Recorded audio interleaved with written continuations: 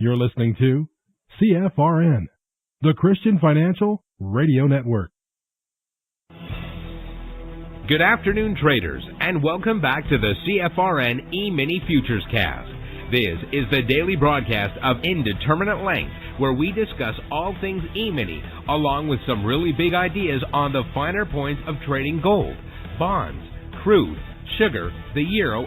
Joining us today, Mr. Michael Borg. From our trading desk in Chicago, Mr. Burton Schlichter. Now, to get things started, let's go to our host and founder in Studio A, overlooking South Mountain, America's largest city park. Here's Dwayne.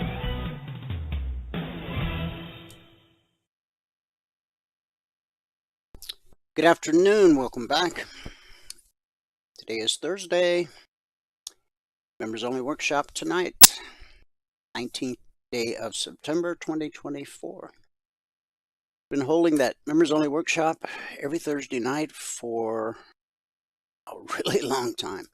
I guess back to 2008. Used to be 9 p.m. Eastern. Now it's 8 p.m. Eastern. But members, be there. Have your questions ready. And if you've been on the trial and you want to be in the members only workshop tonight, then go to mytradingiq.com. Call us 949-42-EMINI. Email us support@cfrn.net. If you've been on the trial, you probably already have an email in your inbox with explicit instructions on how you too can become a member of our happy family. mytradingiq.com. This is our daily schedule for the afternoon broadcast. Our first broadcast of the day is private, members only, and those taking the 1-week free trial. If you haven't taken the 1-week free trial, go to mytradingiq.com and just click that purple button at the top of the page, follow the instructions, hit submit, and we'll get you going. You get 5 consecutive trading days, even if it stretches over a weekend. So don't worry about what day of the week or weekend or hour of the day you sign up for the trial.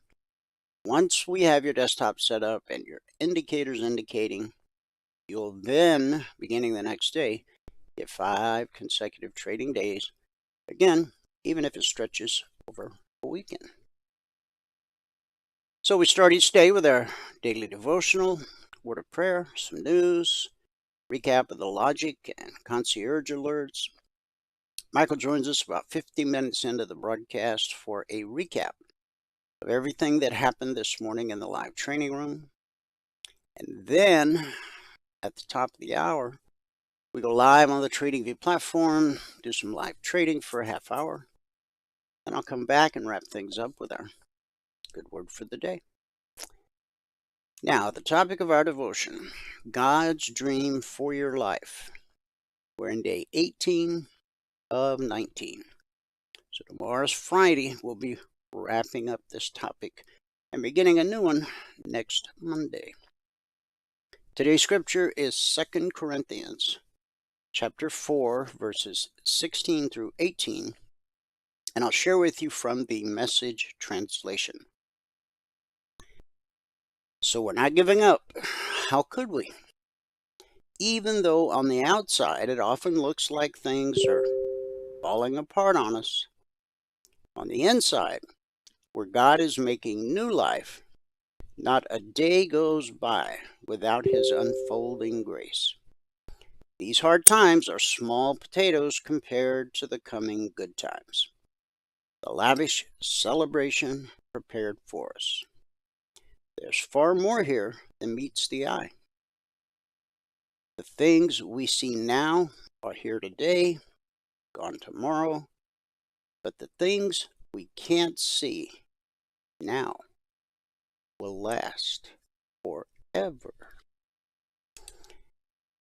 Give me 1 second. I gotta answer a quick message here.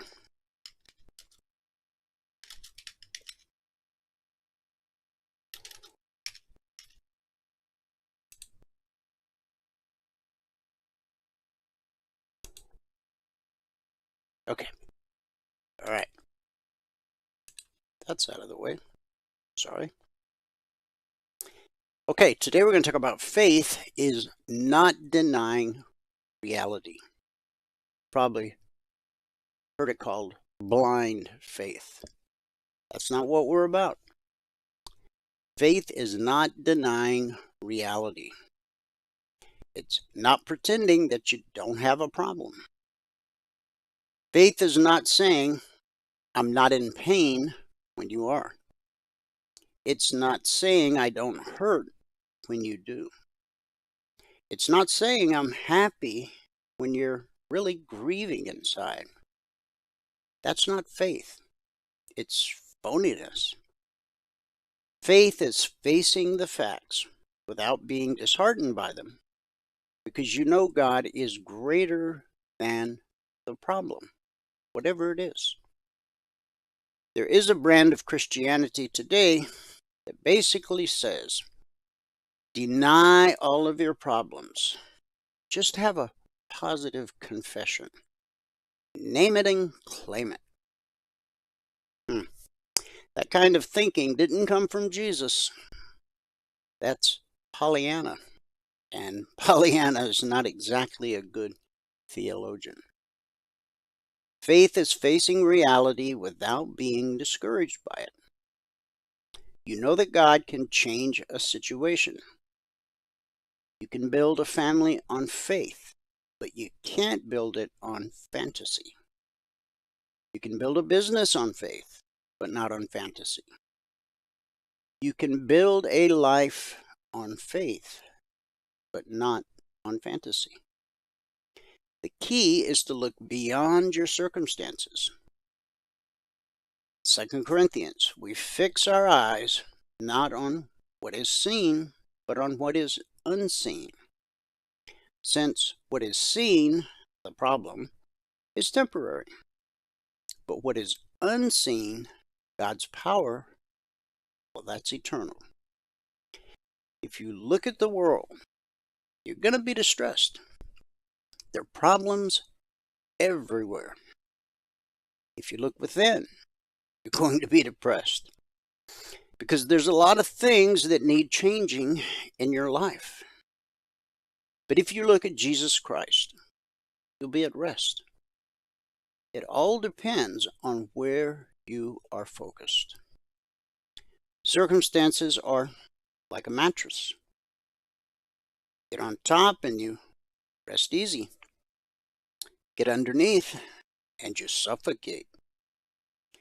When you start looking at your problem, you're sunk. But if you look at Jesus, if you look toward your deliverer rather than the difficulty, you'll make it. Pray with me. Heavenly Father, we come before you thankful for the words in 2 Corinthians, knowing that though we face many trials, our inner self is being renewed day by day. Help us to keep our eyes fixed, not on what is seen, but on what is unseen, knowing that the struggles we face are temporary, but your glory is eternal. Lord, we lift up the families in the Middle East affected by the devastation of these exploding pagers.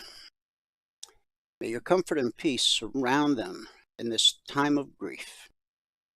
Give them strength, healing, and hope in the midst of their pain.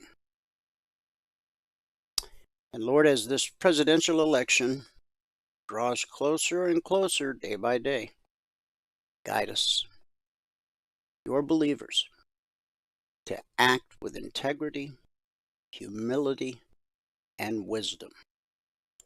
Let us be examples of your love and peace, seeking unity rather than division. May we pray earnestly for our leaders and trust in your sovereign will, knowing that you hold all things in your hands. It's in Jesus' name we believe and pray. And everybody said, amen. Amen and happy Thursday. Now, in that prayer, I said, let us be examples of your love and peace. I had a quote-unquote survey taker come to my door yesterday, whose sole purpose was pretty obvious. That was to convince me that I should vote a ticket different than what I'm registered to vote. And she knew. She had it on the clipboard. And I didn't slam the door. I didn't yell. I didn't scream. I didn't try to convince her to believe the way I believe. But could I have been more polite? Could I have been a better reflection of Jesus? Yeah. And no sooner did I shut the door, I'd almost get back to my easy chair. I actually wanted to run down the street and just say, hey, lady, I know we don't agree on things, but I'm sorry if I said anything that hurt your feelings. Anyway, just my own personal confession. Well, everybody knows the Fed cut rates a 0.5 point yesterday. That was the higher end of market expectations, though some were dreaming of a 3/4 point cut. We got the 0.5. The decision marks the central bank's first cut since the early days of the COVID-19 pandemic in 2020. The decision to lower rates to a range of 4.75% to 5% comes amid a recent hiring slowdown. Though last month's 4.2% unemployment rate remains relatively low by historical standards. The Fed's decision also followed last week's Consumer Price Index report, which showed inflation slowing to 2.5% year over year in August, approaching the Fed's 2% target. Despite the announcement of a higher than expected cut, markets closed lower yesterday. But today, things are a different color. Traders appeared concerned the decision indicated the Federal Reserve sees risk of an elevated economic downturn. And I think those traders are correct. The Justice Department will seek $100 million in damages from the owners and operators of the Dali container ship, which destroyed Baltimore's Key Bridge and killed 6 workers in March. The lawsuit, which also seeks an unstated amount in punitive damages, comes alongside other state and city lawsuits, as well as an ongoing FBI criminal investigation. Remember, back when it happened, we talked about how it didn't seem like such a thing could be an accident. Guess we'll find out. Now, we just prayed about those exploding pagers, okay? Hundreds of walkie-talkies and solar devices detonated across Lebanon yesterday in an apparent second round of explosions, killing at least 20 people and wounding 450 others. The incident comes less than 24 hours after a suspected Israeli attack exploded 5,000 Hezbollah-owned pagers across Lebanon and Syria, killing 12 people, including a 9-year-old girl, and wounding 2,800 others. Yeah, I know we're supposed to consider these folks our enemies, but the Bible that you and I read says that we're to love our enemies. Now, war's war. It's been around literally since the beginning of time. But when innocent civilians, when children die, come on, there's got to be a better way. The devices were used by members of the Iranian-backed Hezbollah group, with pagers ordered 5 months ago to evade Israeli surveillance. An investigation into how they exploded and their global supply chain is ongoing. The attacks come after Hezbollah and Israel have engaged in months of cross-border missile and rocket strikes, displacing 60,000 people in Israel and almost 100,000 in Lebanon. Israel has not commented on the explosions. Hezbollah's leader is set to speak to the world today. Yeah, I mean, war's war, you gotta fight. But there's got to be a better way. The question is, if these devices were intended for Hezbollah militants, how did one end up in the hands of a 9-year-old girl the day after all those other pagers exploded? Something's rotten. I don't think it's in Denmark, but anyway. Keep those people in your prayers. And I wrote in the discussion group last night, imagine if you had one of those pagers that had not exploded yet. What would you do? Would you run out of your house? Would you try to pick it up with a shovel and go bury it somewhere? I mean, imagine these thoughts. And because now it's spread to things other than pagers, I mean, what's going to blow up next? Your television? Your radio? I don't know. Again, the Federal Reserve opted for a bigger rate cut to officially end its years-long tightening campaign. But to quell the potential for panic, the half-point slash came with an explicit message. The U.S. economy is basically fine. I don't know what U.S. economy they live in, but the U.S. economy that I live in and all the people I know live in, it's not fine. Fed Chair Jerome Powell rephrased and repeated the sentiment like a mantra throughout the meeting, continually noting that the U.S. economy is in good shape. Guess what? The U.S. economy was in good shape before you started raising rates. It's not how you heal a fragile economy, but I've been saying that now for years.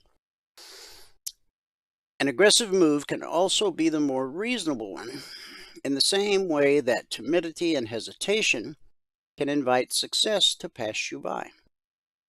After all, the Fed's reluctance to change course when pricing pressures were accelerating is what allowed historic levels of inflation to take hold. The Fed just didn't want to get behind the curve again. We don't think we're behind, Powell said. We think this is timely, but I think you can take this as a sign of our commitment not to get behind. Central bankers have concluded that going big was the prudent move, but it left Powell obligated to calm worries that the boldness of the decision wasn't triggered by a batch of alarming data that the rest of us haven't seen yet. Even as he defended a policy decision the market expected and desired. Powell said the labor market is actually in solid condition, and our intention with our policy move today is to keep it there. He touted solid economic growth and said that inflation is retreating. Where? I keep trying to find these places where inflation's retreating. I can't seem to find them. U.S. existing home sales fell more than expected in August as house prices remained elevated. There you go, despite a continued improvement in supply. Home sales fell 2.5% last month to a seasonally adjusted rate of 3.86 million units. Economists polled by Reuters had forecast home resales falling to a rate of 3.9 million units. Home resales, which account for a large portion of U.S. housing sales, dropped 4.2% on a year-on-year basis in August. The median existing home price increased 3.1% from a year earlier to $416,700, the highest on record for any August. And home prices increased in all 4 regions. B of A Global Research was the only major brokerage to raise its forecast for the Federal Reserve's anticipated interest rate cuts for the rest of 2024, a day after the U.S. Central Bank delivered the outsized cut. Wall Street brokerage said it expects a 3/4 point reduction in the fourth quarter, compared with its earlier forecast for 2 quarter basis point cuts in the Fed's November and December meetings. Fed policymakers themselves have projected the benchmark interest rate will fall by another 0.5 percentage point by the end of 2024.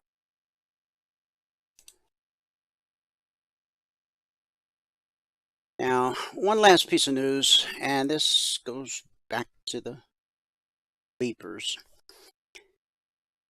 The small plastic box that beeped and flashed numbers was a lifeline to Lori Dove in 1993. Remember, that was before cell phones. Pregnant with her first baby in a house beyond any town in rural Kansas, Dove used the little black device to keep in touch with her husband as he delivered medical supplies. He carried one too. They had a code. If I really needed something, I would text 911. That meant anything from I'm going into labor right now or I really need to get a hold of you. It was our version of texting. I was as nervous as a long-tailed cat in a room full of rockers, she said. It was important. And I wrote about this last night in the discussion group. Beepers and all they symbolize connection to each other, or in the 80s, to drugs, went the way of answering machines decades ago when smartphones wiped them from popular culture. They resurfaced in tragic form Tuesday when, well, we already know what happened. Some medical professionals and emergency workers prefer pagers to cell phones or use the devices in combination. They're handy for workers in remote locations such as oil rigs and mines.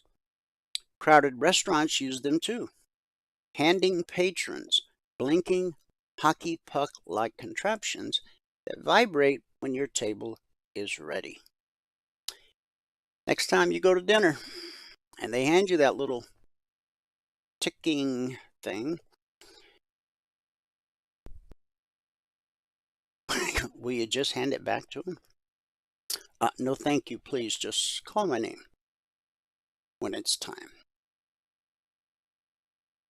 This could change the way a lot of things are done in the world. And what we don't want to become is a paranoid people, right? I mean, the Bible is very specific. We should not live in fear. In fact, the most quoted scripture in the entire Bible, the most times, is fear not. Logic 247, that's our 24/7 around the clock Emini alert service. Not just E-minis, also crude and gold and silver and euro and bonds. We're currently in week 320.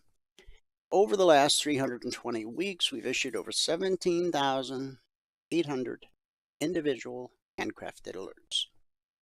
And what we've averaged on a weekly basis is 20% or less of the alerts being stopped out based on market structure and a simple process we teach all of our passport holders. Now, Valerie did this recap this morning at 6:30 a.m. Eastern, so some things have probably changed since then. She'll update it this afternoon before the members-only workshop tonight. But at the time she did the recap this morning, since the markets opened this past Sunday night at 6 p.m. Eastern, we issued a total of 40 alerts, one never triggered, still waiting on the outcome of 7, 32 actionable alerts, of which 5, or 16%, would have been stopped out, again based on market structure, and that simple process that we teach all of our passport holders. Yesterday we were sitting at 21%, today we're sitting at 16%. Who knows where we'll be tomorrow? But over 320 weeks, again, the average has been 20% or less being stopped out. So, the logic alerts are designed to help you learn to read the chart. They come with an entry price, an initial target, additional targets, and a final trade to target. It teaches you how to spot areas where you should expect support, resistance, helps you find windows of opportunity. Now the logic alerts can come out anytime around the clock, 2 a.m. or 2 p.m. Futures trade around the clock. We have traders around the globe. So again, it could be 2 a.m., it could be 2 p.m. as opportunity presents itself. So all things considered, with the Fed and everything else, I'm okay with these results so far this week. See where we end up tomorrow. Now, we got some big news when I bring up the chart here in just a minute. But first, let's take a quick peek at our original alert service, which is very different from the logic alerts. The logic alerts, as I said, can come out anytime around the clock, but the CTAs are published as a static report shortly after the Globex open each evening. So the markets opened last night. The Thursday session began last night at 6 p.m. Eastern. 45 minutes after the open, all of our members and trial members had all of these targets. Now, if you're a member or a trial member, you'll be able to read all of this, understand it. Really, it helps you to check and see if you use the logic alerts properly and have actually learned how to read a chart. You know, within a couple months with us, you should be able to look at a 30-minute chart of any market and know with a great degree of probability what the next high probability move is. If you're not there yet, go back to the logic alerts, the exercise, draw the horizontal lines till the clouds part and you can see clearly. Okay. So again, everybody had these last night, 45 minutes after the open. Now, in one of the news articles I shared, I mentioned, and I mentioned this last night in the Telegram discussion group,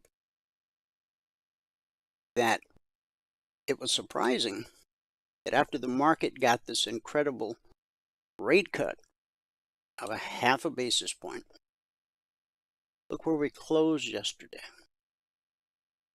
We ended up, and Stefan pointed this out in the discussion group as well, we ended up yesterday, the close is the bottom of that red body right there.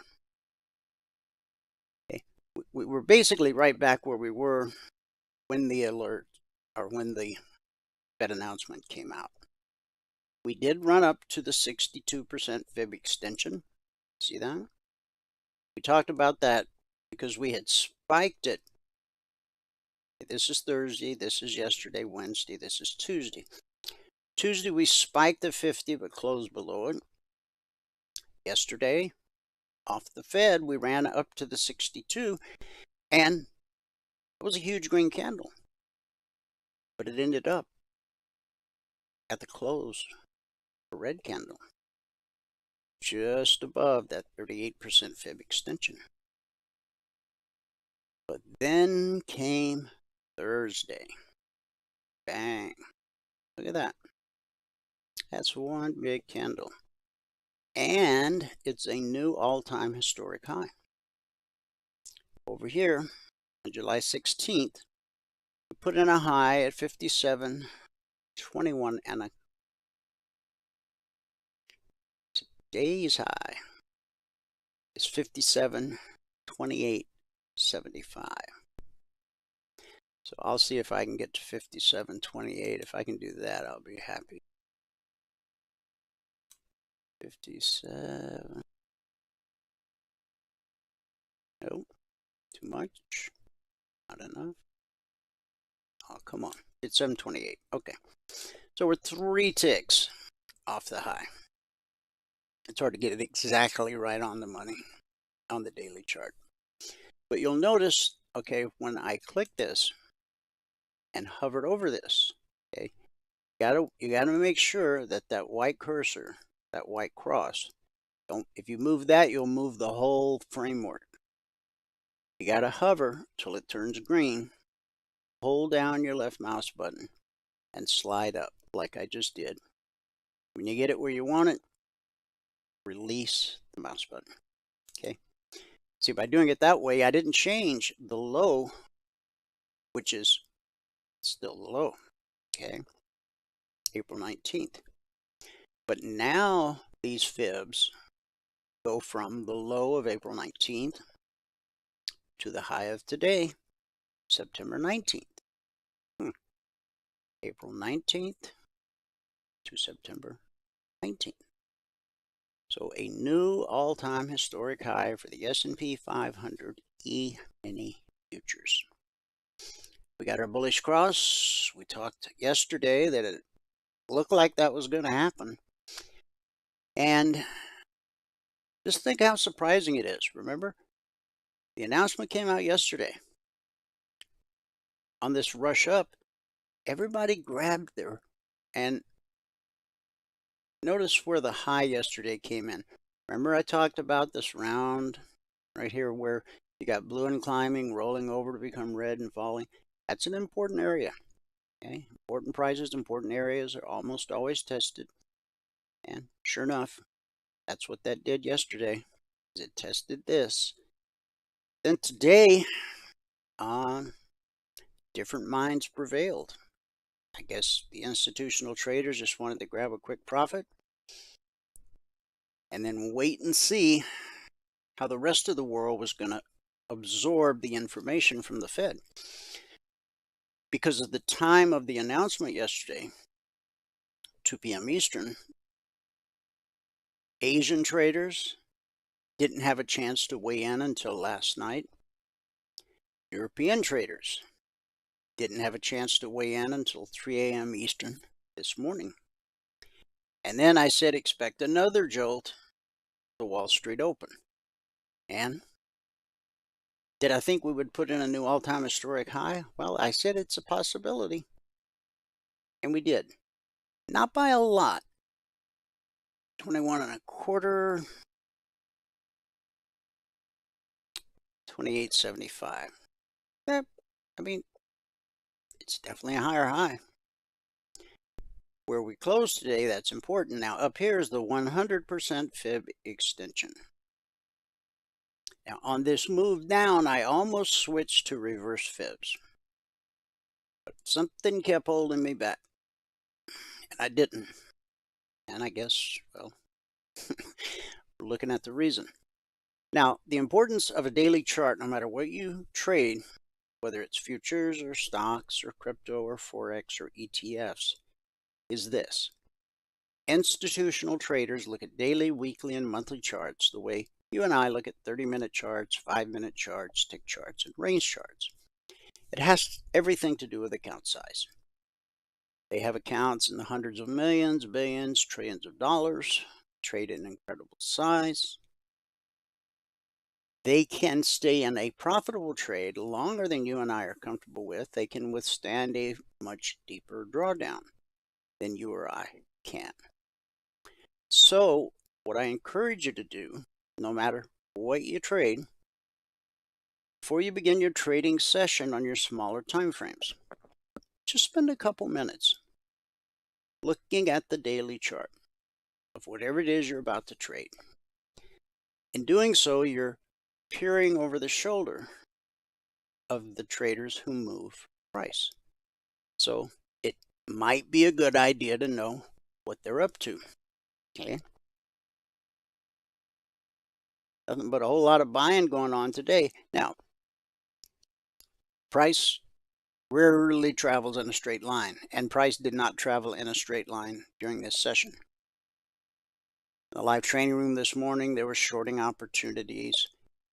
Price travels in legs.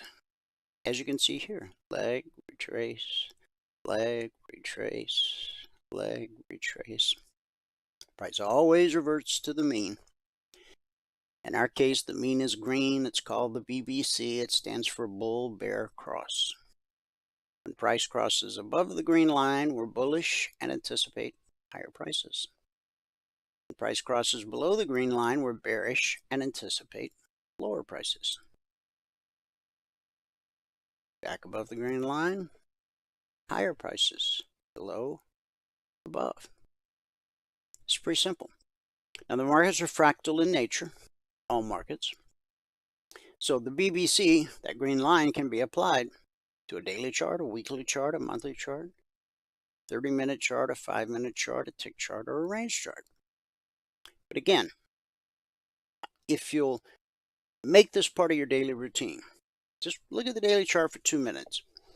See what the deep pockets are doing, and, it gives you that eagle eye view of what happened overnight, because this candle began last night at 6 p.m. Eastern, not 9:30 a.m. Eastern this morning. These are futures. This candle began last night at 6 p.m. Eastern. Okay? So, on the way to the new all-time historic high, just as price does this, leg, retrace, leg, retrace, leg, retrace. Pull back holds more often than not, but eventually it will trade through. So it traded through and it pulled back, the pullback held. We got a leg and a retracement and a leg, okay? Price moves in legs. So inside of this daily candle, when you go to your smaller time frames, whether it's 30 minutes, 5 minutes, tick chart, range chart, you're going to see there were plenty of opportunities, if you wanted to be short today, to go against the grain, okay? Remember, you're only looking for a couple points. You're not looking to trade 100 times a day. You just want to get your goal and go through life. Let's go to the 30-minute chart of the ES. All alerts, logic, and concierge are created on the 30-minute chart. There's nothing magic about 30 minutes. It's simply the time frame I chose years ago. It served me well. If it's not broke, leave it alone. The vertical line right here separates today, Thursday, from Wednesday, from Tuesday. When price drops to a weekly zone, we expect support. When it rallies up to a zone, we expect resistance. Down to a zone, we expect support. Up to a zone, resistance till proven otherwise, as is in this case here. So last night we opened right here. This was the first 30-minute candle. But last night the CTAs didn't come out. The zones are published Monday morning, 6:15 a.m. Eastern. Once they're published Monday morning, they're carved in stone for the entire week. This is December 14th of 2009, closing in on 15 years. And this right here is this week's highest weekly trading zone. So will we close the week above it? It could happen. It certainly happened a handful of times over the last almost 15 years. But what history tells us is that there's a greater probability that price will close at or below the highest zone. So we'll see where we're at tomorrow at the close. So price came down. It pulled back to the BBC right here. Okay. So we had a big up candle, but it was this candle where the CTAs actually came out. So we never actually hit that short target. What we did was we lined right up with the bottom of that step line. See that? See those two wicks? See the step line? Okay, that's important stuff. Then buyers came in, took us right up to the long target. Next candle, we spiked the zone, but closed back below it. Now, only three things happen at a weekly zone under normal market conditions. 70% of the times consolidation, 20% of the times rejection, and 10% of the time is the slice. Okay, this wasn't a slice here because it closed back below the zone. So this resistance at the zone, all resistance will send the market looking for support. That's just how markets work. Now we would expect price to find support here for a number of reasons. Weekly zone, BBC, blue and climbing. That's support times 3. And support times 3 took us on a big trip. Now when we got to this high from yesterday, see how we flattened out? The step line even crossed blue and climbing. Under normal market conditions, that's an indication that price is going to retrace back to the BBC. Like when it crossed up here, it's exactly what it did. Came back, the pullback held, and now we're just shy of the highest weekly zone. So this was an anomaly. The markets were very bullish. Okay, when that step line crosses, and you can see why it crossed. Right there, it ran into resistance. What happened when it hit this resistance? Not much.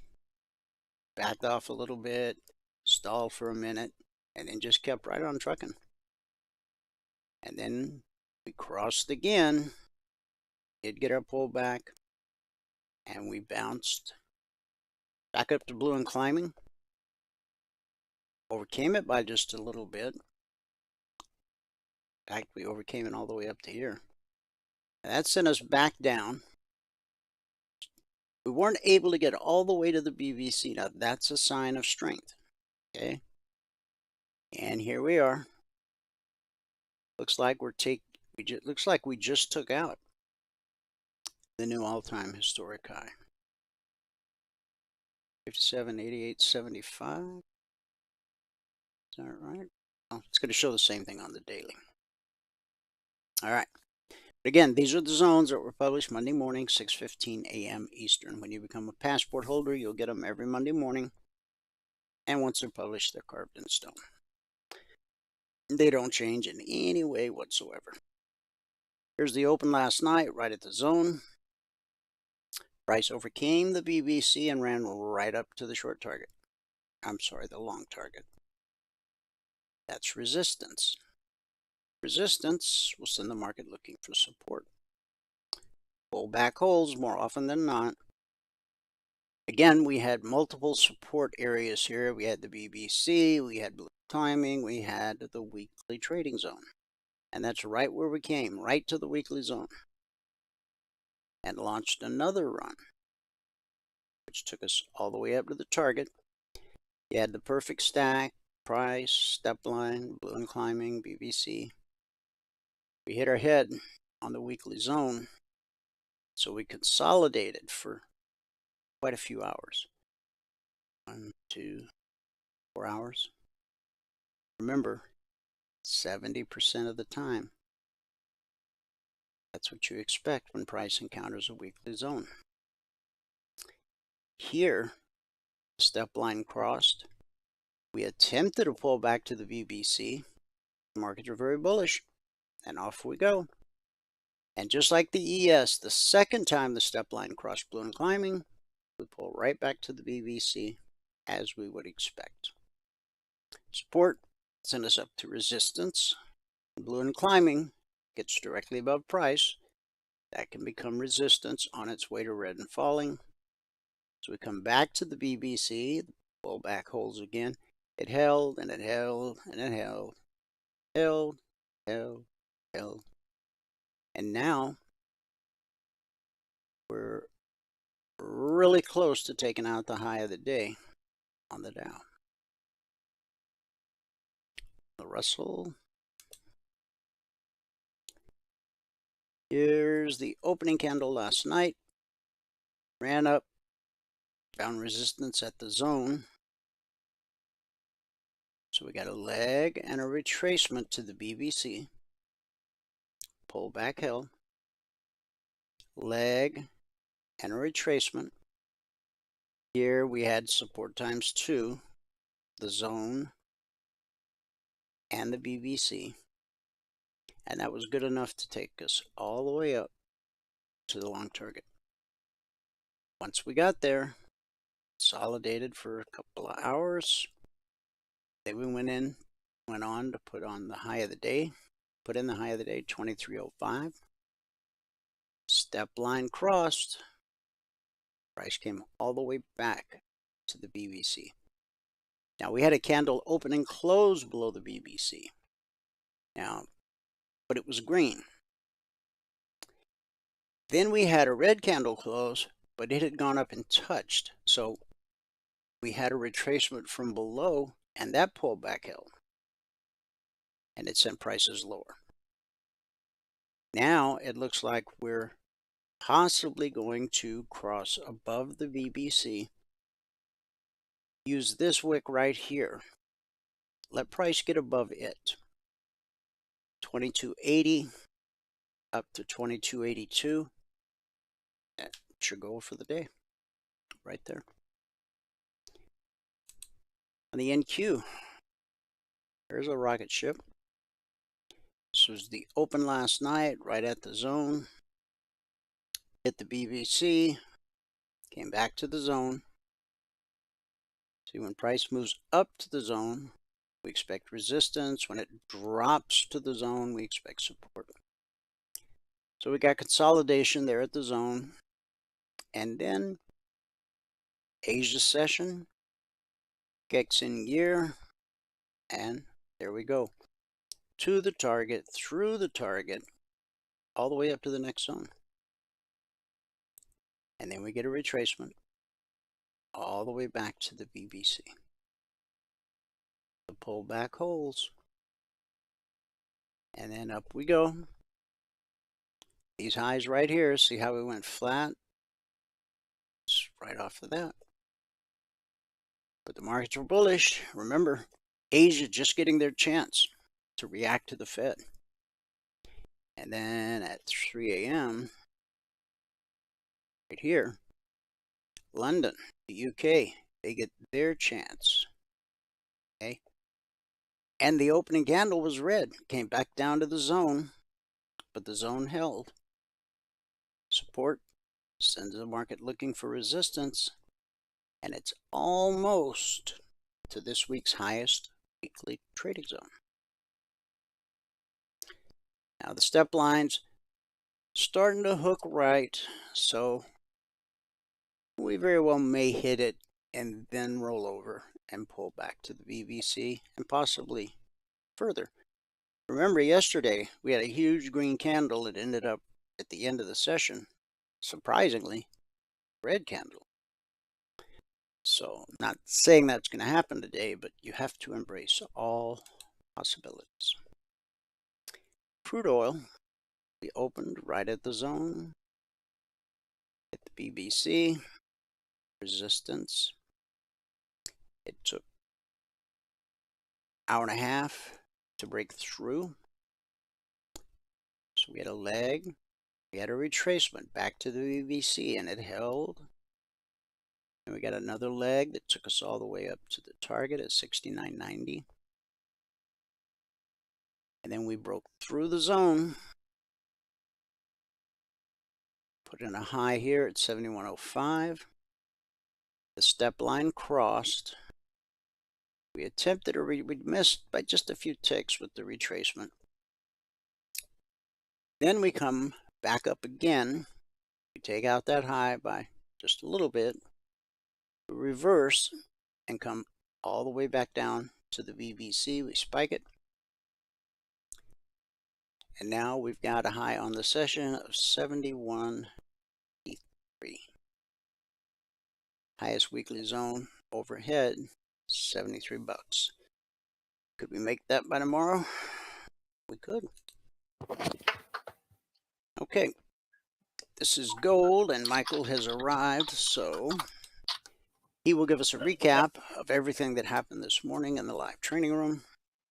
And we'll do some live trading on the TradingView platform. I'll come back, finish that recap, wrap things up with our good word for the day. Okay, should be coming over here, right? Yeah. There. Yep, looks good. Okay. All right. It's all good. So, let's go here.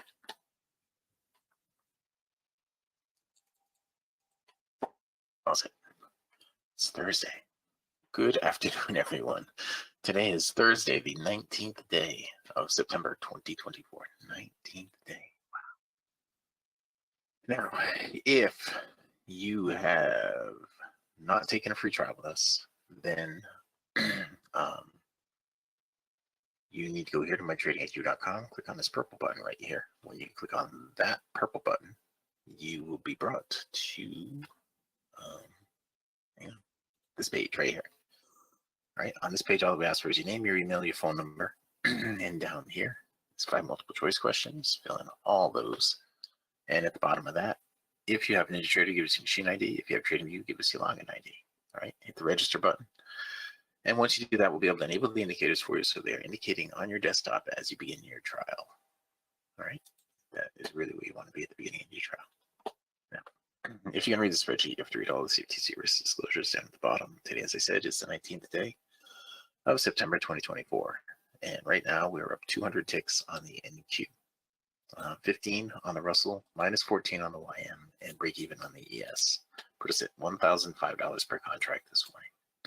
Now, today it took me a little longer to get the goal for the day. I should have had it on the very first trade, but I messed it up. And I ended up taking a little bit longer, because I stopped out on the Russell after I messed up on that first trade. I stopped out on the Russell, and then I stopped out on the ES, and then I had to make it back. I think after the stop out on the Russell, though, I got the 48 ticks on the NQ. That's how we ended up with the goal. But anyway, it took 23 minutes and 6 trades to do it. And at that point, we're up $1,035 per contract. We took a total of 31 trades today. That's a lot of trades compared to yesterday. 31 trades today. And on the month now, we're at $12,515. That's our best month of the year. And that's over 13 business days, averaging $962 per contract per 2-hour business day. On the year now, we're at $82,315. It's over 176 business days, averaging $467 per contract per 2-hour business day. If you were to quit trading when you get the goal for the day and you were to add 1 contract per month, so far this year you would have had to work 53.3 hours, and you would have averaged $2,300 an hour, $2,303.07 per hour if you did it just like me. Yeah, and that was it. So if you haven't taken the trial, go here to mytradingiq.com, click on the purple button, no credit card required, fill out the form. All right, the trades that we took. Now we took a bunch of trades, not too many on the YM, but we'll start out with the YM today. And during the break, there were a couple of really nice trades during the break. There's one actually happening right now that I don't think it's too late to get into. But anyway, the trades that we took this morning on the YM, we started out right here with a break even on this. Sadly, it was right here that we took the trade, right there. That we took the trade, and we ended up with a break even on that. It did pull back. Now, if we wouldn't have gotten a break even, we would have stopped out. But because this right here did not put in a lower swing, we could not take this one right here. That with that nice move down. And the next trade that we took was right here. We picked up 11 ticks on that. And then we had another trade over here. It was this one right here. It was similar to that last one, where I got the break even and then it pulled back, hit the ribbon, and bounced off the ribbon and gave a better trade. It's basically the same thing. This is what I was kind of alluding to yesterday. When you get the first pullback to the ribbon, you know, the first trade after you get across, I'd like that to be a pullback all the way to the ribbon. But it does it well enough now that you don't have to wait for that. But if you did, you would have gotten that one right there, and you would have gotten that one right there, and you would have gotten that one right there. Actually, you would have stopped out on that one right there, and you would have gotten that one right there. But I took this, ended up with a break even. Then I took this one, and I stopped out. Minus 25 ticks, that put me at minus 14. And that was it for the morning on the YM. There was a nice trade here during the break, and another nice trade right here during the break. And there was one that just traded right in here during the break as well, but we weren't able to get into that one. The Russell is the next one. Now on the Russell, we ended with plus 15, but we started out with a stop out on the Russell. Right here. That was our first trade on the Russell, minus 25. And we had a break even there, sadly, break even there, fortunately. And over here, I picked this up down here, right? I entered on that. That's why I didn't stop out on that pullback right there. I entered on the pullback on that. I ended up picking up 14 ticks on that. And then, oh wait, I'm sorry. On that one, we went from minus 5 to plus 14. So I picked up 19 ticks on that. And then this one, wait, I think I did this wrong. Went from minus 25, then I picked up 20 ticks to get us to minus 5. Then I had 19 ticks on this to get me to plus 14. Then I messed this up right here, and I ended up losing 9 ticks on that. It got me to plus 5. And then the next trade that we took was over here. We picked up 10 ticks on that to get us to plus 15. We were waiting for that to put in a lower swing, which it never did. It finally turned around, and during the break, it had one long trade right here that would have stopped you out. Then you had to wait for the higher swing. Another long trade over here that would have gotten it back for you if you played the whole thing out. It just put in a higher swing there. It's oversold. It's about to give another long trade right now. So the way you would do this right now, for those of you guys who are watching, the low of this bar right here is 74.6. So you would buy 76.6 like this. You put a buy stop limit on at 76.6. That is 20 ticks higher than the bottom of the bar. Okay, 20 ticks higher than the bottom of the bar. Let that one play out. I'll slide it over here. All right, the next thing that we have to look at is the ES, and we ended up break even on the ES. You can see I was drawing some of my thoughts in there. We started out pretty rough on the ES. We just triggered in on that Russell. Now we started out pretty rough on the ES to stop. We got slippage on that Russell. 2 ticks to slip, so this needs to slip up too. Move up a couple ticks too. Be 25 ticks away. That's 25 ticks. Okay. After 10 ticks in profit on this Russell, we're going to move the stop to break even. You see, I don't need to see the chart anymore. I know the trade entered properly, so I just need to see it get up to right here. When it gets up to there, then I'll bump the stop to break even. Okay. Once it gets up to there, I want to go and see what the swing high is, because that is important. But in the meantime, on the ES right here, we stopped out on the first one, stopped out on the second one. At that point, we're minus 20 on the ES. Ended up with a break even on that one. And then we got a pretty good trade right here. On the ES, we went from minus 20 to minus 8. So we had 12 ticks on that one. And it needs to go up right to there. So we got 12 ticks on that one. And we had a break even there. And on this one, we picked up 8 ticks. That got us back to break even on the day right there. It needs to go one more tick. There it is. Break even on this. Stop is at the break even. Okay, so we picked up 8 ticks on that, and that goes back to break even on the morning session. There was another trade right here that I missed, a follow-up trade there that I missed. Could not take this one because this didn't put in a lower swing. There was really nothing else in there. Took a break even there, another break even there, another break even there. So those were all good trades that we took break evens on. Let me just go and check out the YM here in just a second. All right, so we ended up break even overall on the ES. Now, all this was stuff that we could see in the DOM when I was doing the lesson plan about the DOM today.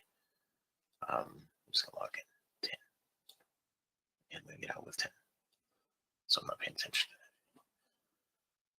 to that. This was all stuff when I was doing the lesson plan today about reading the DOM.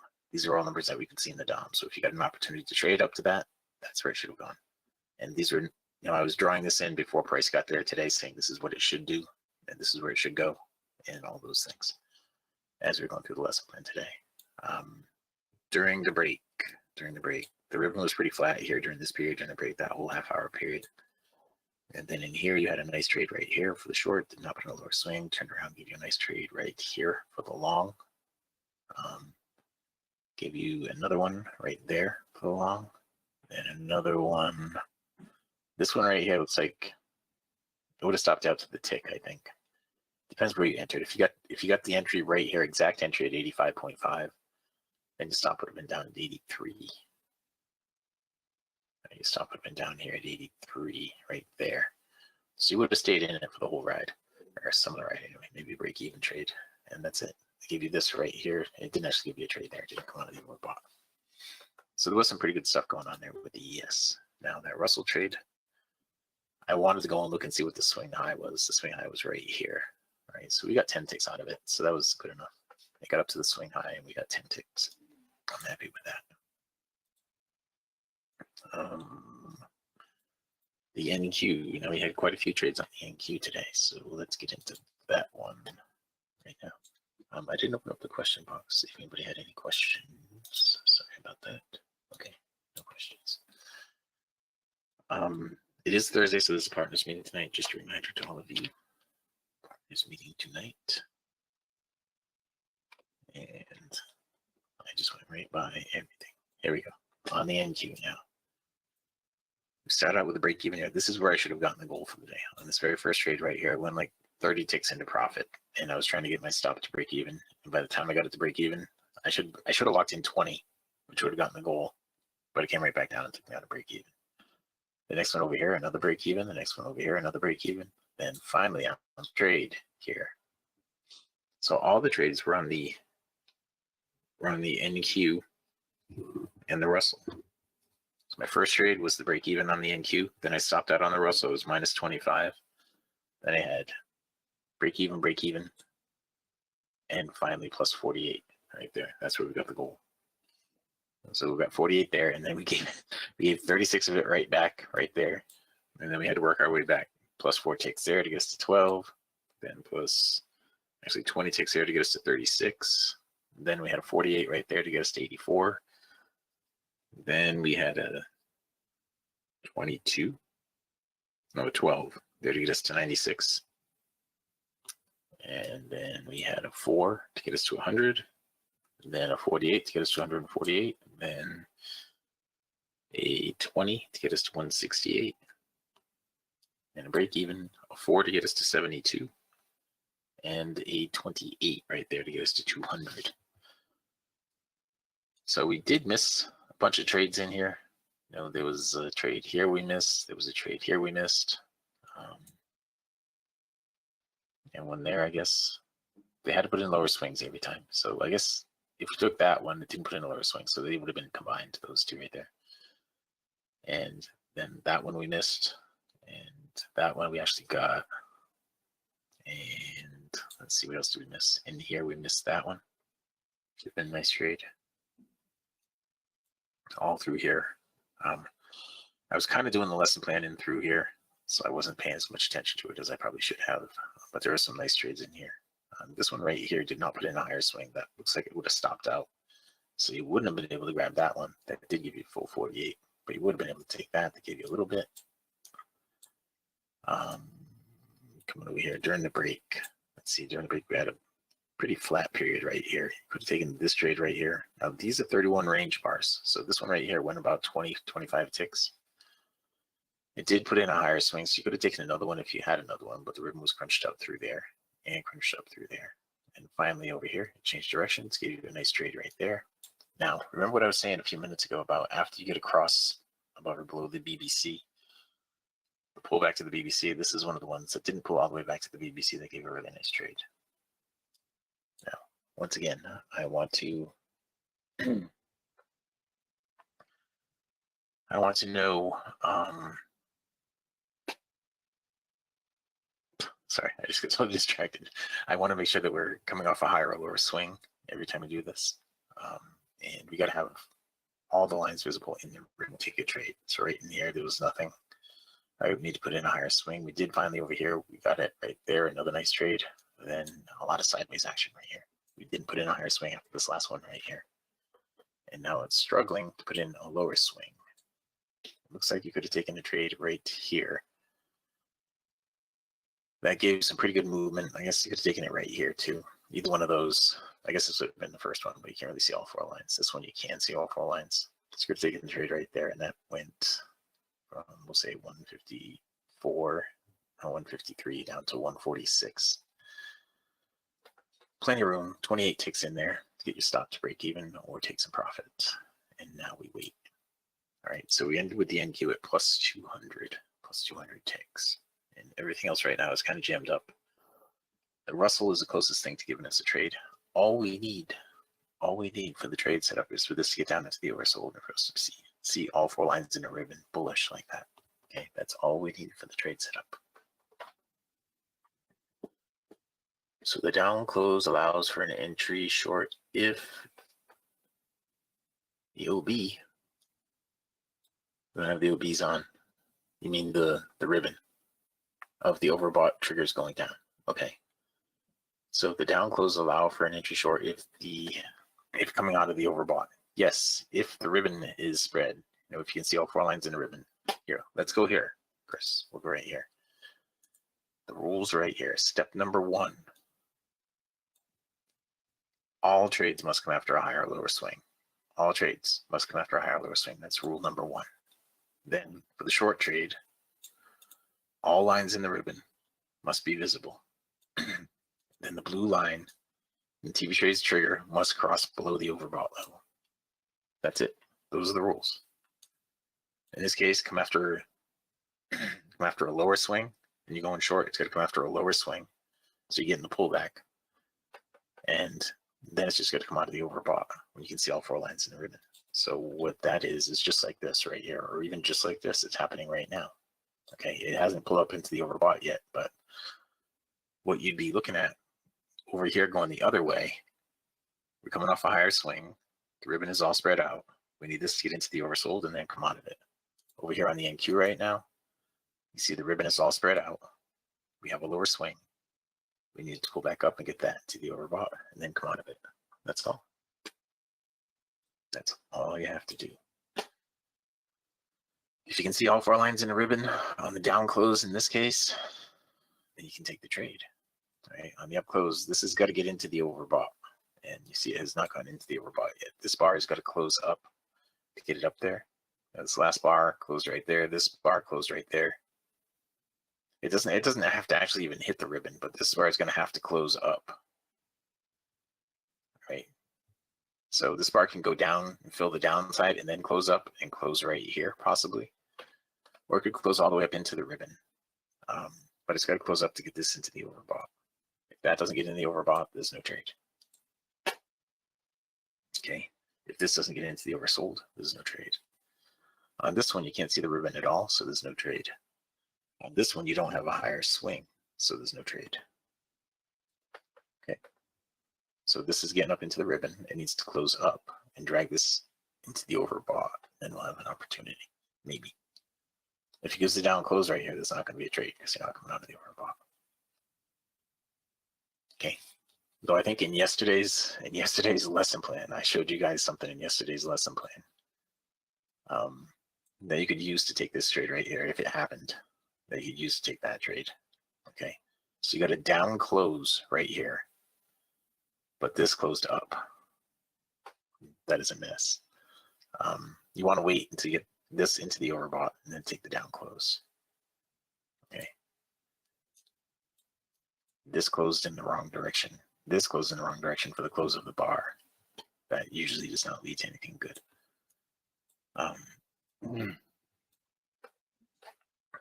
So that's what we're waiting for. So now we're just waiting. There was a question that somebody asked me last night. During the webinar I did yesterday. It was about gold. I think gold. We had all-time highs again on gold. I do not know. We're in the Z contract on gold, I think, right? I'm not sure about that, but I think we are. But the gold I would do on a 7 range, or maybe even a 10 range, or a 9 range, probably on the gold. I would do gold on a 9 range. So when you look at the bottom or top of the bar, it's 10 ticks away from the top or bottom. That's an easy calculation to do with the gold.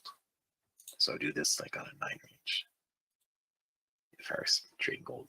Now this was a question that was emailed to me yesterday. So like in gold, you know, you get right here and you have the bottom of this bar and it's okay, the bottom of this bar is right here at 15.8. So I'm going to buy 16.8.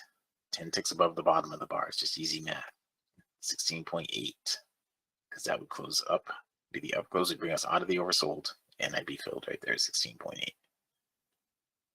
Okay. If I were doing gold, then that's how I would do it. I would do it on a 9 range. Same thing with the crude oil. I do the crude oil on a 9 range too.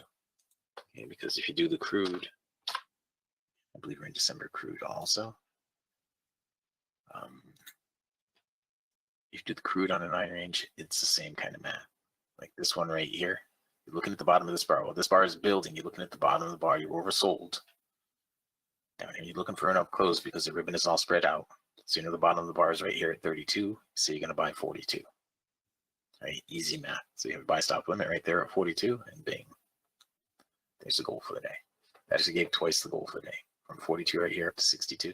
That's twice the goal for the day right there. Okay. Easy stuff, right? See, we didn't come out of the overbought on this, so there's no trade on the NQ. Right? Does that make sense? I mean, if you have a Ninja Trader and you use a Ninja Trader with that strategy that we have, then you don't have to do the math like this. So you can do it on whatever range you want to do it on. But if you do have to do the math, like I do, then having it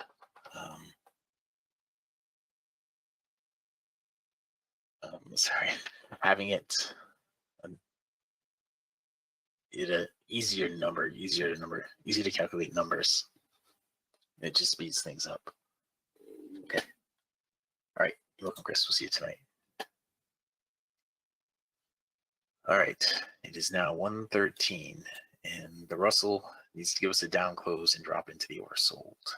The NQ, it gave the bounce off the ribbon right here, but it didn't come out of the overbought, so that's not a trade.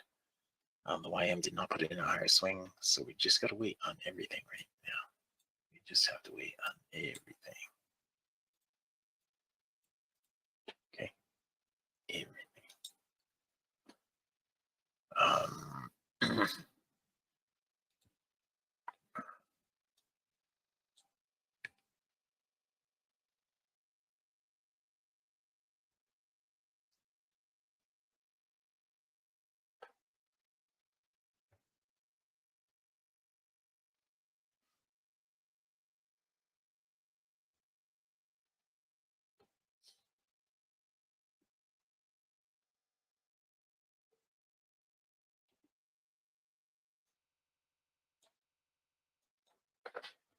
Okay. All right. We didn't come out of the oversold here. We didn't come out of the oversold here. We are in the oversold here, but we need to be in the overbought. And we're now finally in the oversold on the NQ. I'm the overbought on the NQ. So down close on this would be a trade, I think. 158.75 down to 150.75 on that. Okay. And there it is. You just barely see all four lines in there. But I'm short at 149.75. I got some slippage. And this should go down to the bottom, right down here. We should get, it should go down to the prior swing low, 137.25. So my target is right there at 137.75. That works out perfectly. Now my stop is 36 ticks. Okay, 36 ticks. Or should be pretty close to 36 ticks. 49, 9 points. Yeah, it is 36 ticks. Okay, so my stop is in the right place. We'll see what happens here. You know, it wouldn't surprise me if it stops me. It's a little bit choppy right here. But we're up 200 right now. And we did everything right on this one. So if it stops me out, it stops me out. All right, so over here on the YM, we need to get oversold. Over here on the Russell, we need to get oversold.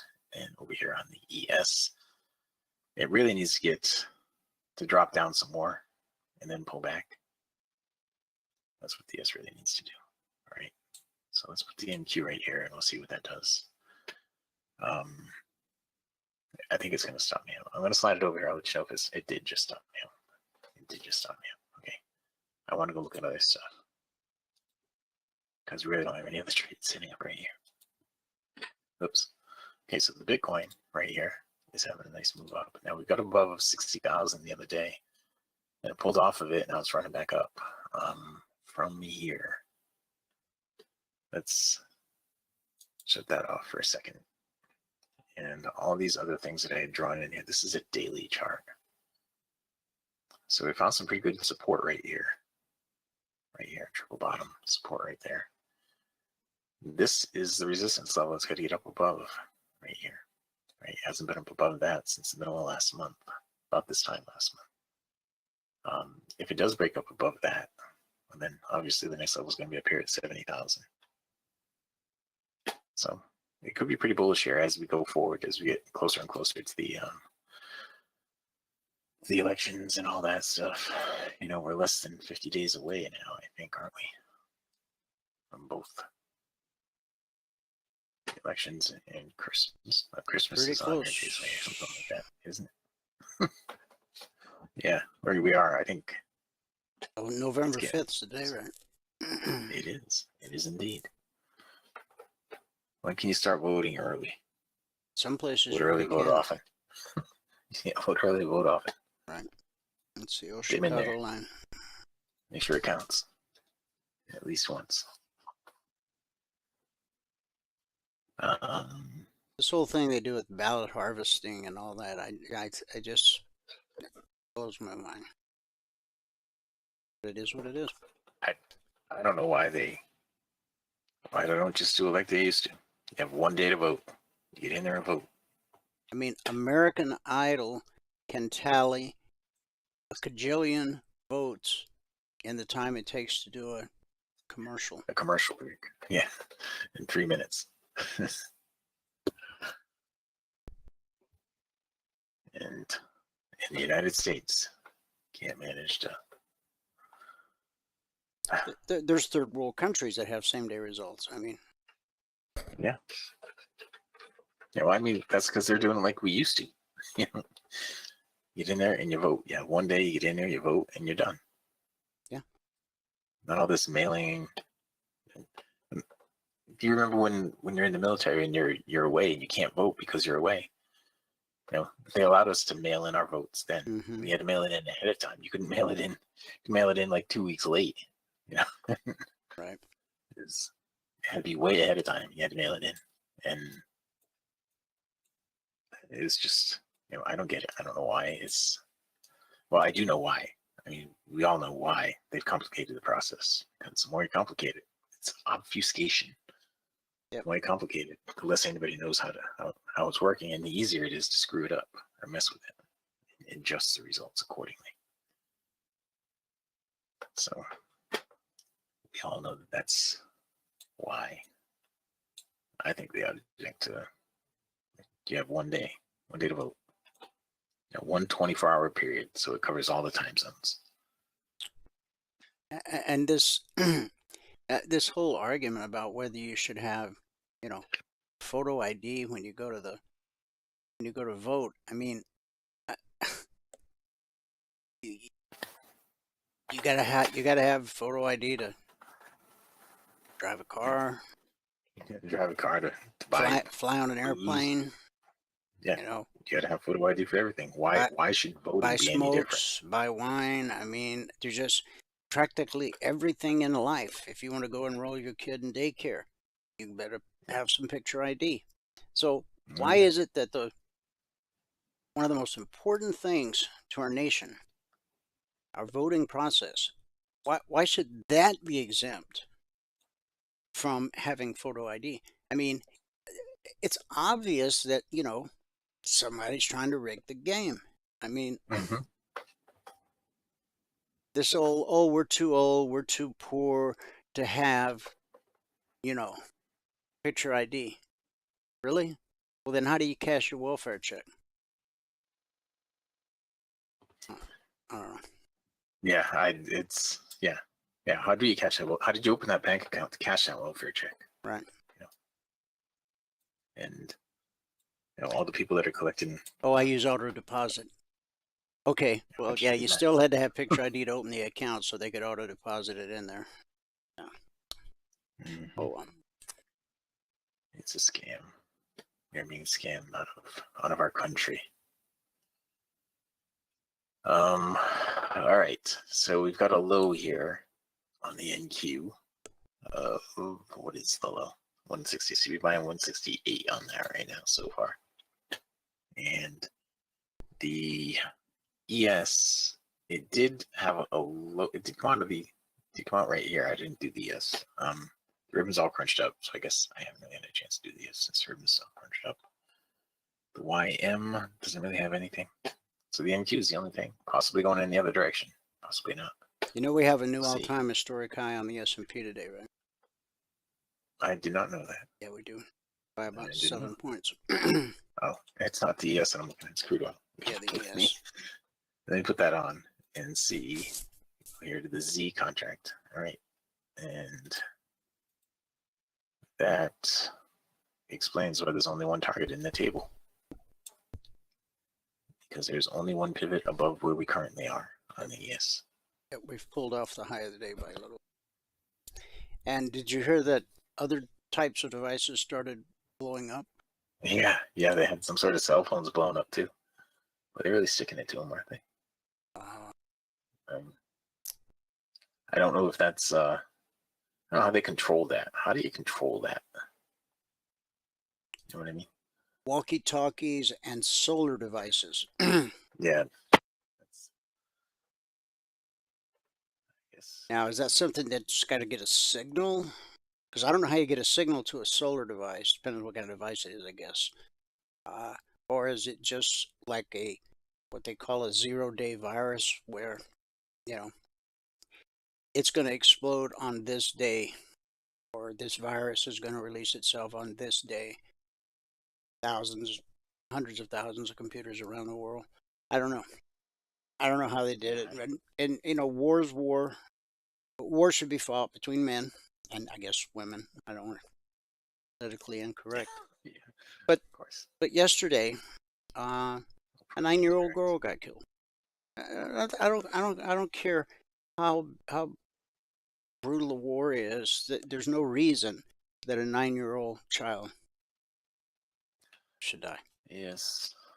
Yeah, I agree. That's, what do they call that? Collateral damage. That's what they call it. It's awful. I wrote in the discussion group last night.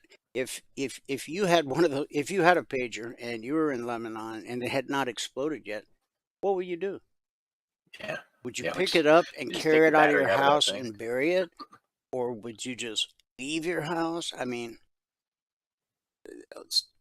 not only have many people been hurt and killed, but they're being terrified, terrorized mentally, and that's got to go against the Geneva Convention, as Colonel Hogan used to say. You think they're really following that to the letter? No. Turned out he was a real sick puppy, Colonel Hogan. Yeah, he died out here in Scottsdale. Oh, you mean literally sick? Yep. No, I mean like pervert sick. Oh, okay, pervert sick. Okay. Yeah, he died in a hotel room with all these cameras and whatnot and bondage stuff, and I think he was bludgeoned to death. Yeah, it was horrible. That's from a lot of years ago. Such a nice guy on TV. Yeah. But I guess P. Diddy is a nice guy too. Yeah, yeah. No, I think he's going to go away forever, or he's going to turn on his cohorts and get a lighter sentence for himself, or maybe even get off. I don't know. He says he's not guilty, but it's all on tape. And the feds have had these tapes for quite a long time. Yeah, I just don't get it. I don't get it. I mean, you got everything. Why do you stoop to something? The newscaster last night said, if you ever participated in one of these freak-offs, as they were called, with Diddy, you might as well start getting ready, because you're going to jail too. So, because he filmed everything. If you're going to break the law, be smart enough to not film it. Yeah, don't take a video of yourself breaking the law. It is. Yeah, make its own little jackass show. He offered the judge $50 million to let him out on bail. Judge said nope. No can do.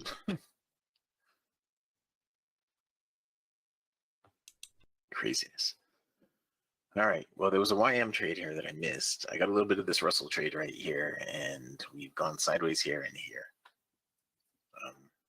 YM is putting in a higher swing right now, so we'll look for that to pull back and give us another shot at it. And oof. All right. It looks like a sunshiny day. Looks like we haven't had one of those in a week. It's been raining here. That storm that was down in Florida passed through here for the last week. So, and last night when I was driving back from dropping Macy off at State, it was pouring down rain at 1 o'clock in the morning. Wow. How's she doing? She's better. She had a full smile yesterday with 2 dimples. It's the first time I'd seen that since she had her surgery last week. And the tooth that they had to remove, they removed 5 of them, but 4 of them were wisdom teeth. And the one that was broken, it was a little further back than I thought it was. I'd never seen any of it. I just heard about it, but it was a little further back than I thought it was. So you can't really see it too much when she smiles. So it was, she hadn't smiled in a week. Last night was the first time I saw her smile. I'm glad she's when better. We're dropping her off. Yeah, me too. We were dropping her off. Vern ran into her house and started running all around. She thought that was funny. It's the first time her roommate has seen Fern, and next weekend is parents' weekend at State. So Jada and I are going to go, and we were all worried about, because our dog goes everywhere with us, and if she does go somewhere with us, we can't leave her alone. And I guess Paxton, one of Macy's roommates, when I met last night for the first time, she's going to babysit Fern while we go to the parents' weekend at State next weekend. Well, that's Not nice. this weekend, but next weekend. So yeah, we could. It will be good. Yeah, I think she's got her law degree. I think that's what she's doing. And she's just finishing up all that. She's pretty good. girl's shy, really shy. Anyway, not what you would think for a lawyer. Maybe she's going to do tax law or something like that. But, all right. So we're going to wrap it up. All right. We just had a trade here that we got 10 ticks on, I think, on the Russell, and we had a trade over here on the YM that I didn't get. That triggered and gave about 20 ticks around the 19 minutes. So we gave about 25 ticks. It looks like we had that one stop out over here on the NQ, and we didn't have anything on the yes. I did give you a quick look at the gold and the crude. If I were going to do the gold or the crude, I would do it on a 9 range. All right. I would do it on a 9 range because it's easier to do the math where you should put your buy stop limit or sell stop limit order for your entry. Okay. But you can see it works great with gold and crude. Every $1 move in gold is worth $100 per contract traded. That is it. Yep. $10 a tick. And in crude, $1,000 per dollar of price.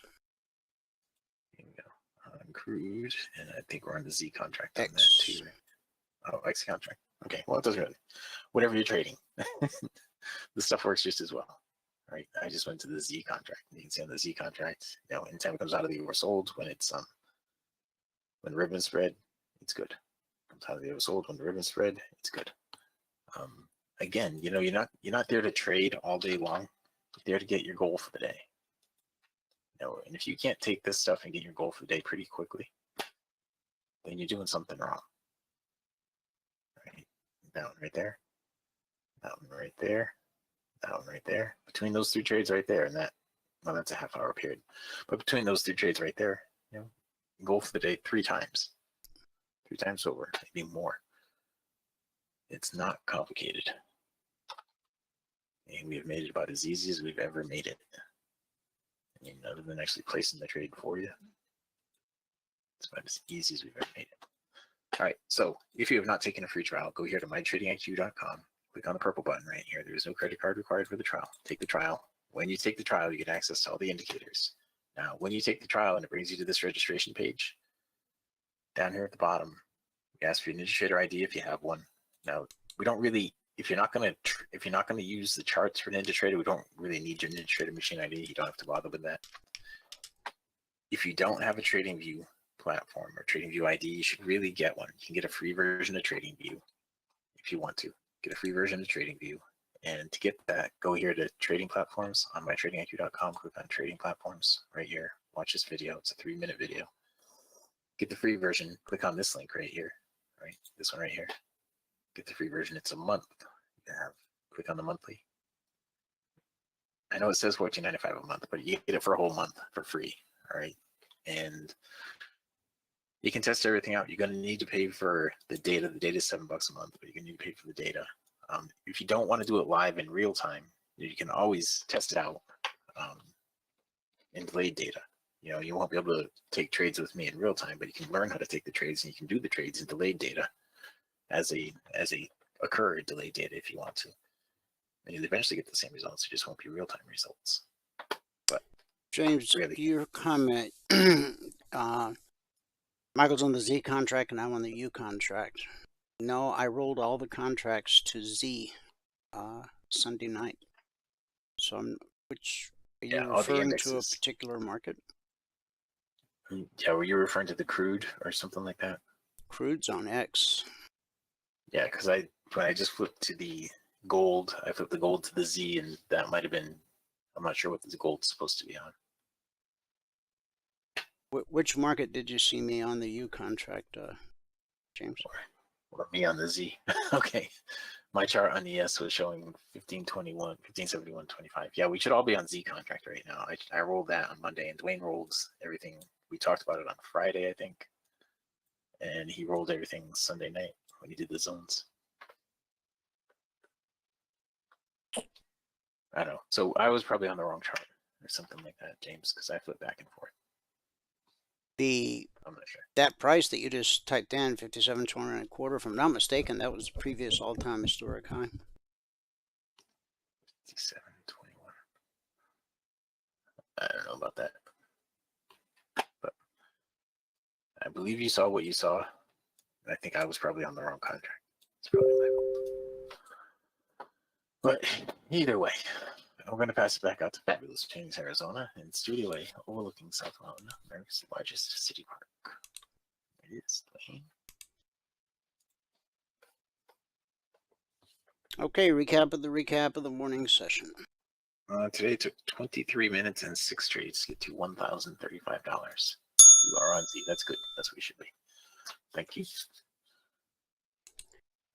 Okay, so Z contract, ES, Yes. Z contract, daily. Oh, the daily. Daily, I didn't roll to the Z. Good shot. Way to catch that, James. Let's fix it. Let's try to fix it. I rolled everything but the daily. Here we go. ESZ. So now I got to readjust this yet again. Thanks for the heads up on that, James. So we're going to hover over here. We got to move this up to that low. And that low is 50.85.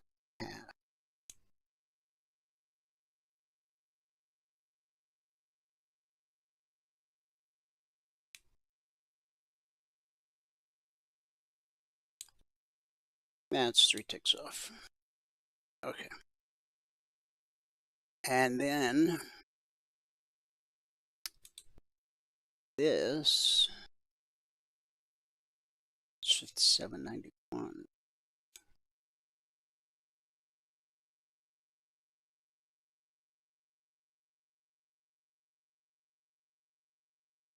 $7.91. Right on the money. Yeah, thanks a lot, James. I managed to miss that. I rolled everything but the daily. Oh, now I gotta fix these too.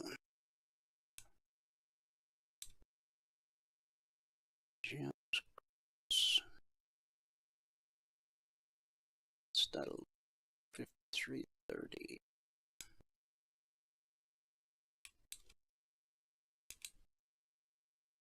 Yep, that's pretty close.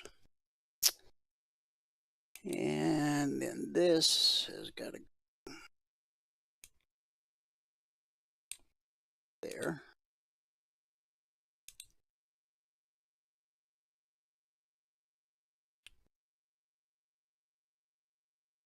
And this.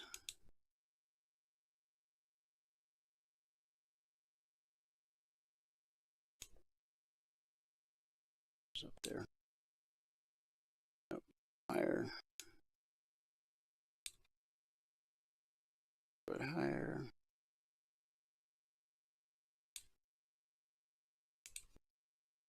Okay. So now we've also got the daily on the Z contract. Still have a new all-time historic high. Today's high, 57.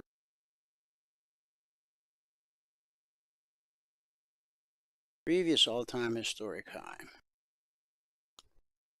Oh, on the Z contract, now the previous all-time historic high is 57.85. It's that number you typed in earlier. Okay, so everybody, we're on the Z contract for all the indices and the euro. And now I finally, 4 days into the week, I finally put my daily chart. I don't know how I forgot to roll that when I rolled them all Sunday night, but I'm glad somebody was paying attention because apparently I wasn't.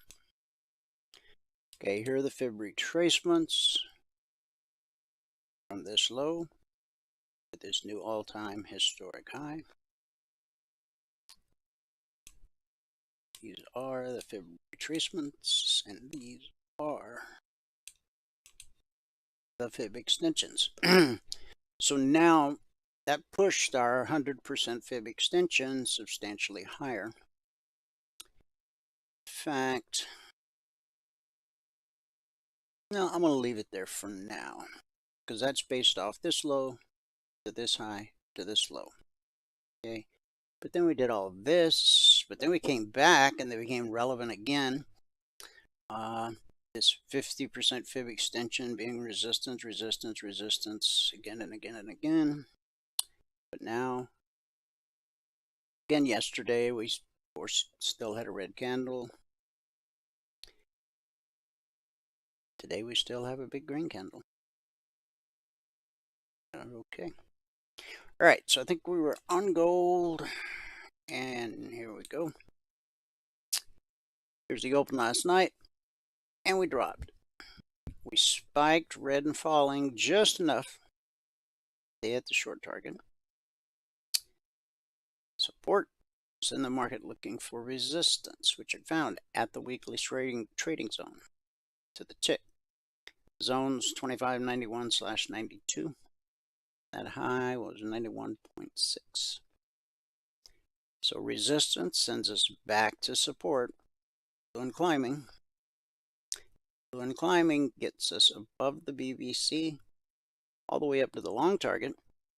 We spike the long target and we touch the weekly zone. Resistance sends us back to support. You see that quite often is that when price makes the pullback, what was the long target or what was the short target? You think of it as an obstacle or resistance or a target on the way up, and when price pulls back, often it'll become support. So from there we ran all the way to the next zone, but we definitely did not take out that high from yesterday at 26.2720. So we hit the zone, resistance, step line cross, price pulled back to the BBC like it does. Now, again, the market finding support along the top of the long target, but every one of these candles on this pullback is touching the BBC. You gotta have a pull away before you start thinking in the other direction. This is tempted to get you thinking in the other direction. And it just so happens that right below this zone, we got a bullish cross. So whenever price finds its way back down to that area, expect support, whether it's a week, a month, or even a year. All right. So we hit the zone, spiked it. Resistance. Remember, when price moves up to a zone, we expect resistance. When it drops to a zone, we expect support. So from resistance, we come back to support. We consolidate at this zone for several candles. We spike it, but they're all touching. Now we're back up to the zone 2616/17, and we're consolidating sideways for 1, 2, 3. Now the fourth 30-minute candle. So that's 2 hours. Okay, silver has been wild of late. Gap in there looks a little unusual. Let's see what happens if I refresh it. Yep, it went away. All right. So we opened last night right at the zone. We did come down, hit the short target.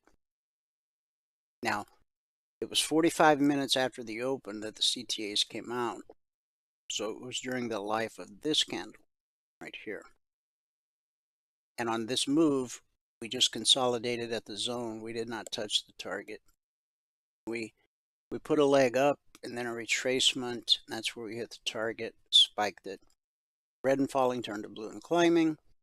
That got us back above the BBC. A leg, a retracement. And then look at this perfect stack.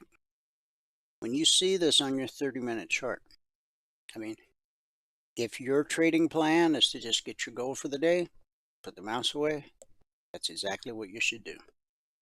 However, when you see price, step line, blue and climbing, then we over here is BBC. There's nothing in the chart telling you you should get out of the chart, out of the trade, other than your trading plan. If your plan says, I'm going to get my goal for the day, then I'm done. But I know a lot of you don't. A lot of you want to keep trading, or for whatever reason, that's fine. It's your trading business. It's your right to do so. But when you see that, that's an indicator. You know, see right here, we hit the zone, we expect resistance, and right there is where the step line crossed. When the step line crosses, what do we expect? A retracement back to the BBC. Now here we had a candle open and close below the BBC. That would lead one to think that price was headed lower. But in fact, we got back above the BBC and we ran into that same zone. Resistance yesterday. We overshot it a little bit today, but consolidation just sideways.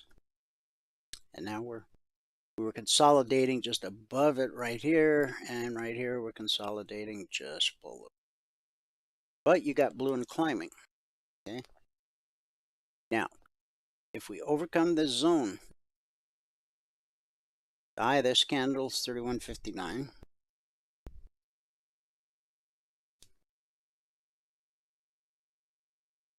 See that? 31.59. So you got to expect that to be potential resistance. And then 1 penny above it's 31.60. The high of this candle 62. Okay. And then you see this high took out this high by just a little bit. See that little bit sticking out above, blue and climbing. And then we came back to the BBC. So if we get, and you only need 2 pennies in silver to get your goal for the day. So it's 31.45/46. So 50, yeah, 52 to 55. That's 3 pennies. You only need 2 pennies to get your goal for the day. But if it keeps moving, if it takes out this high, it takes out this high,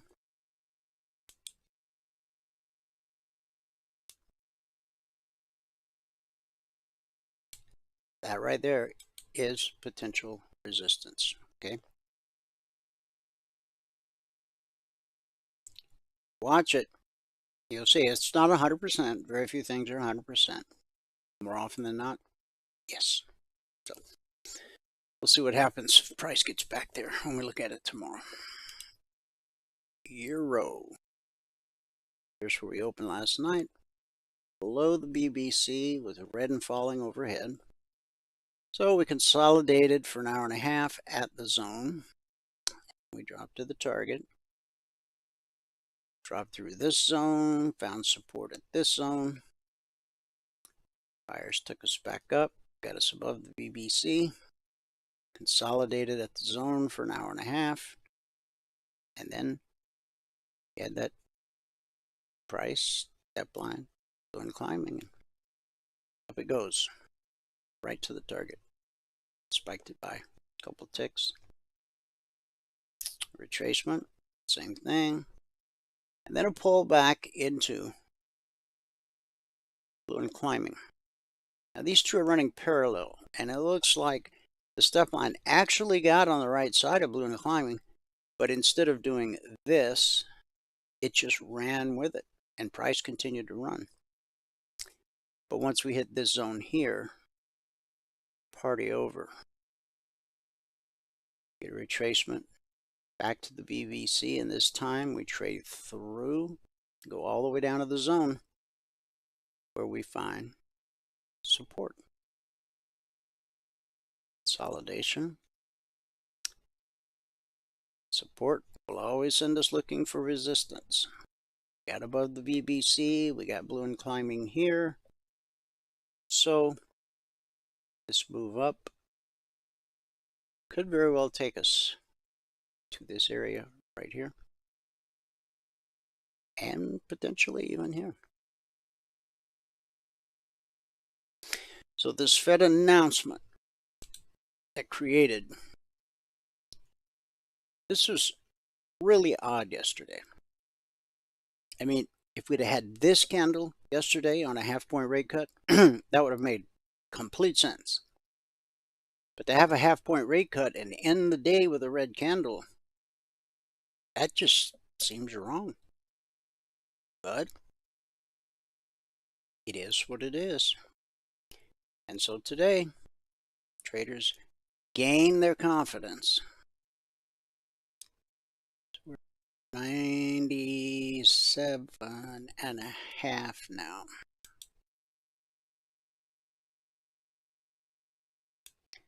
How close we get. 97, I'll take it. It's just 2 ticks off. 97.5, 97. Okay. All right. There you have it. Become a member today at mytradingiq.com.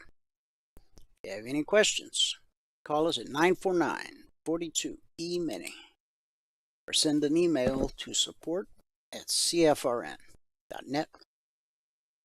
When you become a passport holder, you'll have access to the live training room 2 hours every trading day. Whatever it is you want to do in life, as far as a career or even a hobby. I don't know if you want to become you're retired, you want to learn how to fly fish. You probably need somebody to teach you how to do it, right? So whether you're young and just beginning your career life, or you're in your golden years, whatever you're going to do next that you don't know how to do, you can tie yourself in knots figuring out how to do it, or you could just get somebody to show you how to do it. Wow. That could shave years and thousands of dollars off the learning curve. And as our window of opportunity in this thing called life gets smaller and smaller over time, as it does, that much more reason to find somebody willing to teach you how to do whatever it is you want to learn how to do. If it's trading, 2 hours every trading day, interactive environment. Also, along with the group training, private one-on-one mentoring, strategy you learn, the indicators you own as a passport holder, fluid across all markets and all time frames. Future, stocks, crypto, Forex, ETF, doesn't matter. Price flows the same across all markets and all time frames. Support to resistance, back to support, back to resistance, over and over, again and again. It's a never-ending cycle.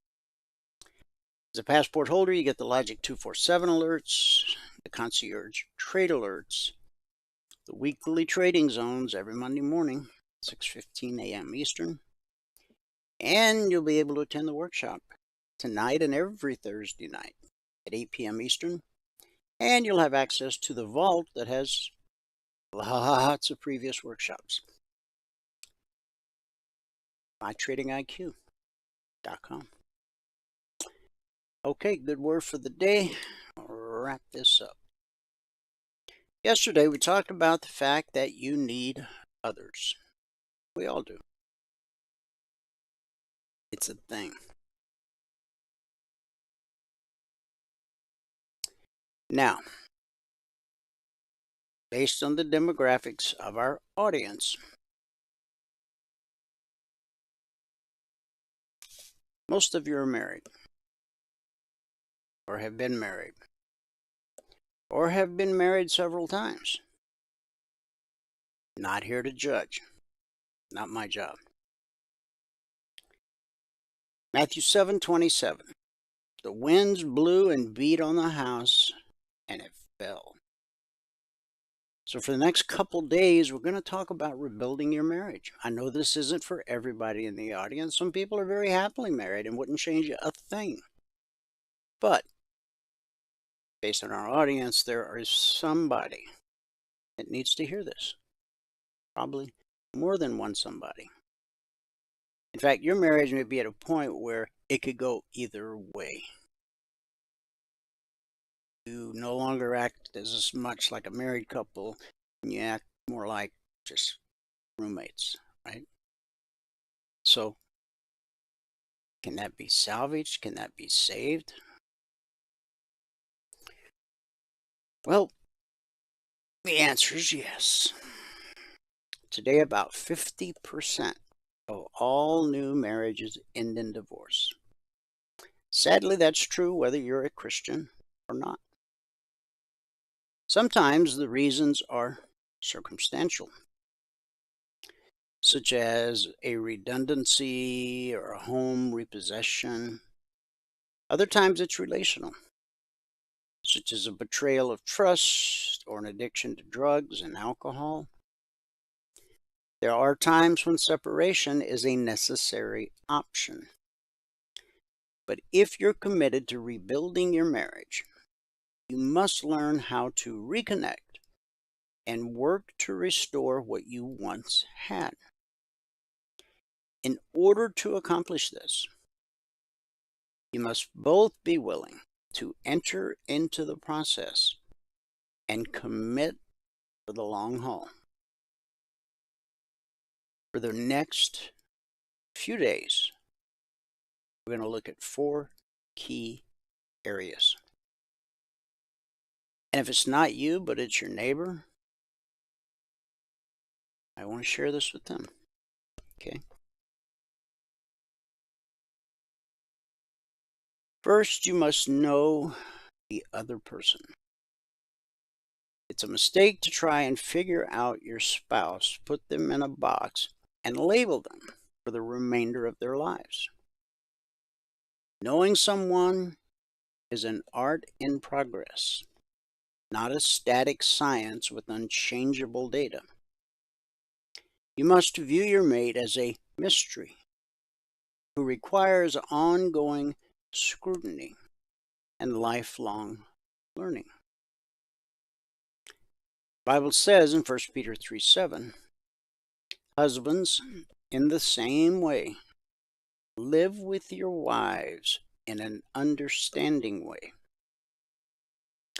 In order to restore your marriage, take a new look at your partner. They may not be who you assumed they were, but neither are you. So you must allow room for each of you to evolve and resolve. And be sure to include God in the process.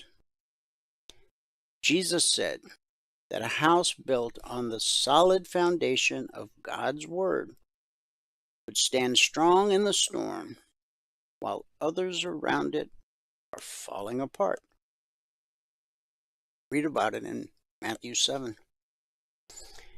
So today, begin the process by recommitting to God and each other.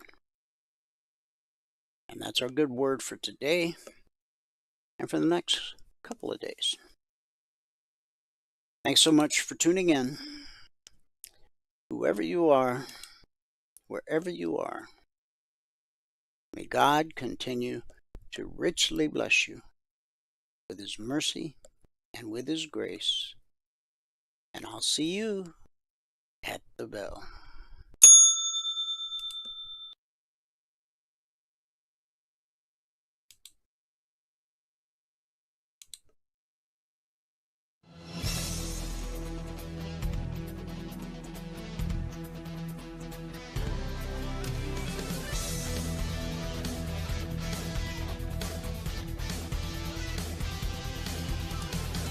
Remember this, there is no greater return on investment than to see a human life changed and given hope. As always, pray hard and trade safe. Any financial information discussed on this show is simply the opinion of our host, Dwayne Reeves, his co-hosts, and guests. To learn more about trading E-mini futures or to take a 1-week free trial in our live trading room, call 1-866-928-3310. 866-928-3310. Information discussed on this radio program should not be construed as a recommendation to buy or sell any security. Always do your own due diligence and consult with a licensed securities broker or financial planner before making any investment decision.